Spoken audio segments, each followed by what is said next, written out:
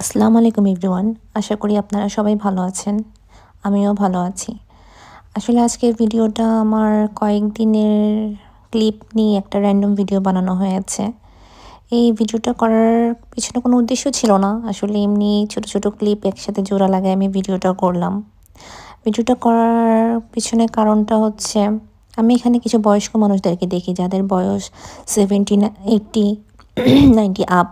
ওনারা একা, একা থাকে, একা, একা চলাফেরা করে। ওনারা আসলে আম এত ওনাদের মেন্টাল স্ট্রেংথ, ওনাদের ফিজিক্যাল স্ট্রেংথ থেকে ওনাদের মেন্টাল স্ট্রেংথ বেশি।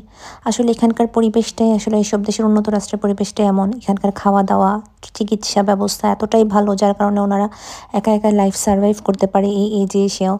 কিন্তু যেটা আমাদের দেশের মানুষরা করতে পারে না। আমাদের দেশে 70 আপ হতে, হতেই অনেকে মারা যান এবং এর উপরে যারা থেকে যায় তারা বিছানায় পড়ে থাকে। আসলে কষ্টই লাগে যে আমরা যে পৃথিবীতে আছি, এই পৃথিবীতে এক জায়গায় এত ভালো ব্যবস্থা আর আমাদের দেশগুলোতে এত খারাপ অবস্থা যে আমরা 70 আপ হলেই কষ্ট হয়ে যায় সারভাইভ করা।